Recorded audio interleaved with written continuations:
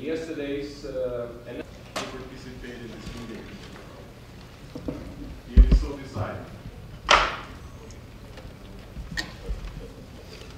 In accordance with Rule 39 of and the government of Azerbaijan met earlier today. The protection and essential needs of the civilian population. Looking to us in their time of need. And for our part, the United States has provided more than $24 million. I now give the floor to His Excellency, Mr. Ararat Mirzoyan, Minister of Foreign Affairs of the Republic of Armenia.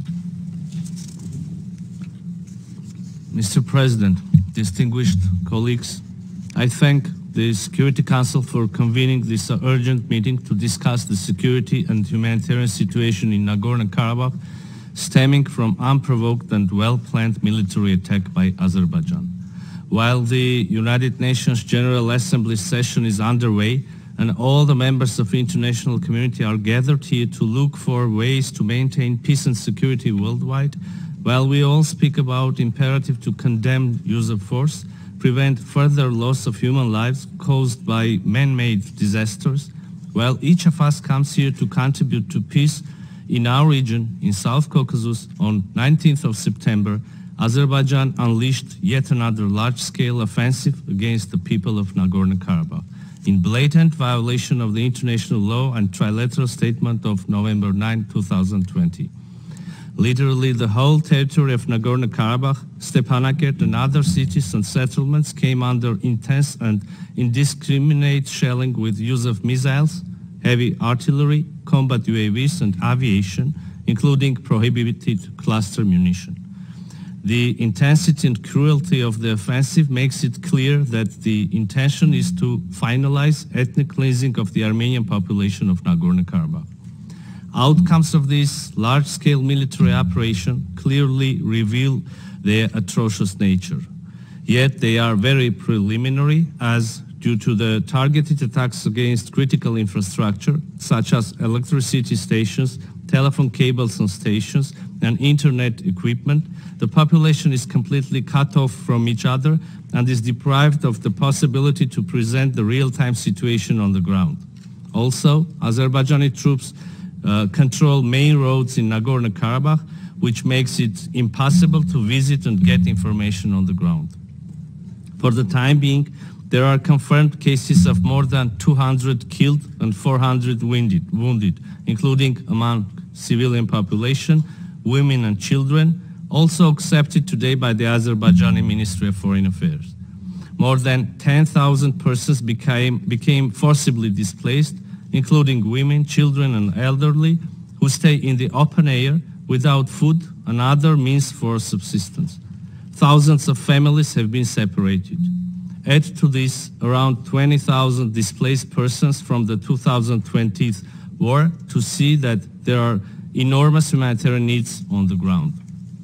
People are still starving due to the severe shortages of food imposed by the ongoing 10 months blockade. The healthcare system has been paralyzed. Hospitals have no electricity and are in a critical shortage of medicine. People are deprived of the opportunity to receive even first aid. Without fuel, ambulances cannot operate to take the wounded to hospitals. The images coming from Nagorno-Karabakh are truly shocking. Women, children, elderly people left without shelter and food. Moms desperately trying to find their lost children. Wives crying from fear that Azerbaijan might imprison their husbands. It's hard to believe that all this is happening not 100 years ago, but today in front of the international community in the 21st century. The social media is full of Armenians from Nagorno-Karabakh searching for their children or relatives.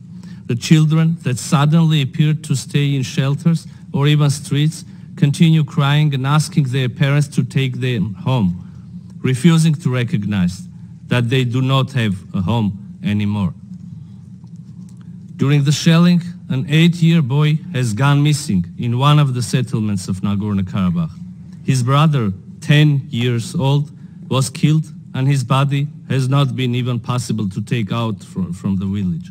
The other brother was injured. These are only examples of numerous cases.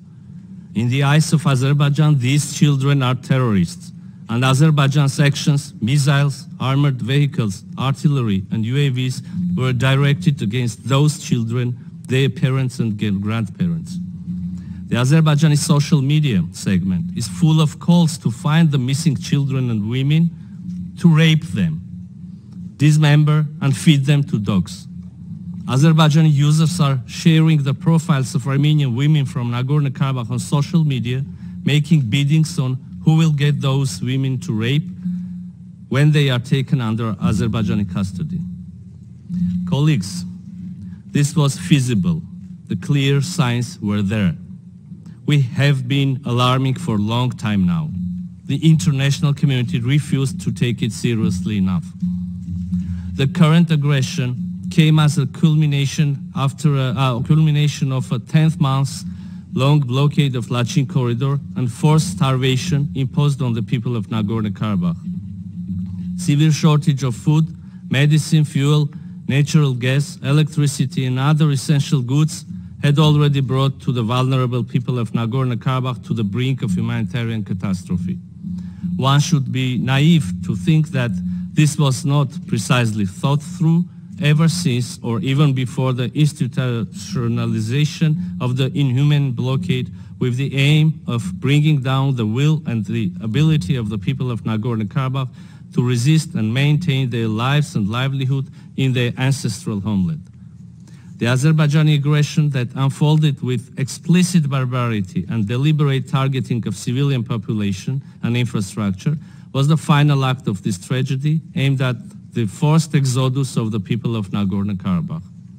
When Azerbaijan blocked the Lachin corridor and we called the urgent meeting of the UN Security Council in December 2022, this council failed to react adequately.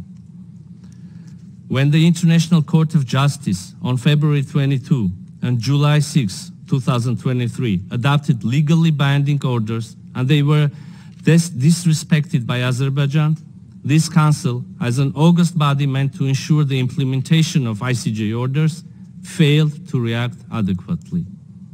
When in April, Azerbaijan installed illegal checkpoint in Lachin corridor and later started to kidnap people, including ones under protection of international humanitarian law, international community failed to undertake adequate measures. When Armenia called again for another UN Security Council urgent session in August 2023, warning about the fragile security and humanitarian situation, calling the Council to use its toolbox to address all the issues and not let people of Nagorno-Karabakh behind, this Council failed to react adequately. During the days prior to September 19th Azerbaijani aggression, when Armenia was raising alarm about feasible use of force by Azerbaijan and seeking for concrete measures and actions to prevent this scenario, international community reacted to our warning with skepticism.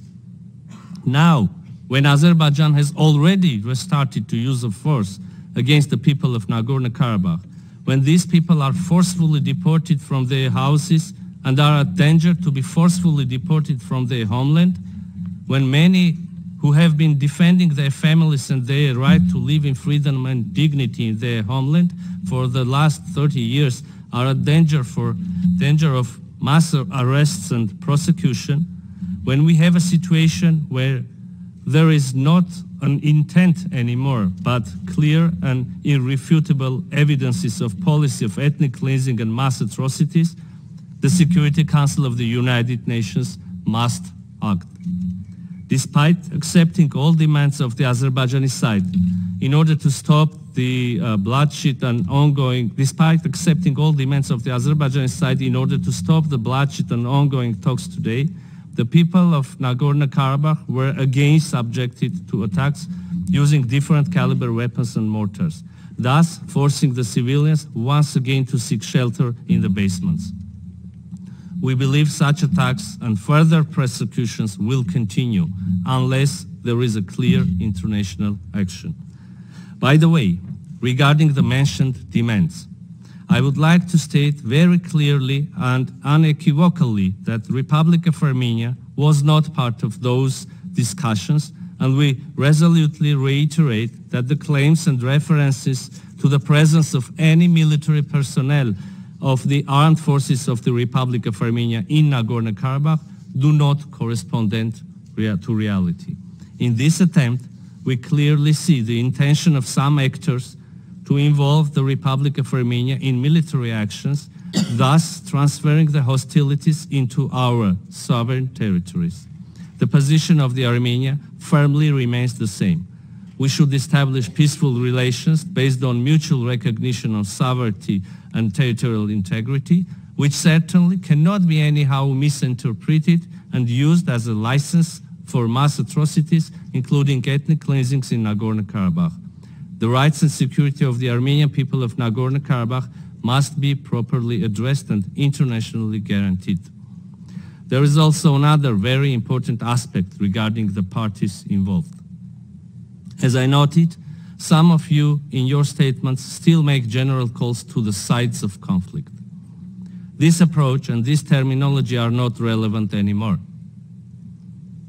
There are no more sides of the conflict, but perpetrators and victims. There is no more conflict, but a real danger of atrocity crime. Is it still possible to prevent now? We are here because we believe so.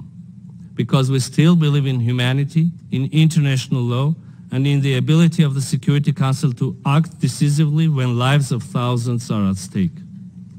Mr. President, against this backdrop, time and again, I appeal to the Security Council to demonstrate its credibility and reputation by undertaking the following urgent measures: to condemn the resumption of hostilities and targeting of civilian settlements and infrastructure, to demand full compliance with obligations under the international humanitarian law, including those related to the protection of civilians, in particular women and children, and critical civilian infrastructure, to immediately deploy an interagency mission by the United Nations to Nagorno-Karabakh with the aim to monitor and assess the human rights, humanitarian and security situation, to ensure unimpeded access of the UN agencies and other international organizations to Nagorno-Karabakh in line with the humanitarian principles, to ensure full cooperation of the parties in good faith with the International Committee of Red Cross to address the consequences of the military actions, including the removal and identification of the bodies, search and rescue of personnel missing in action, release of prisoners of war, safe and unimpeded delivery of humanitarian assistance in strict compliance with the international humanitarian law, to ensure the return of persons displaced in the course of the recent aggression, as well as persons and refugees displaced as a result of 2020 war, to their homes in the territory of Nagorno-Karabakh and adjacent regions under the monitoring and control of the UN relevant agencies, as it was foreseen in the trilateral statement of November 9, 2020. To ensure immediate restoration of vital supplies, including food, medicine, fuel, gas and electricity. To demand the immediate restoration of freedom and security of movement of persons, vehicles and cargo along the Lachin corridor in line with the ICJ orders. To ensure a sustainable international mechanism of a dialogue between representatives of Nagorno-Karabakh and official Baku to address the issues related to rights and security of the Armenians of Nagorno-Karabakh.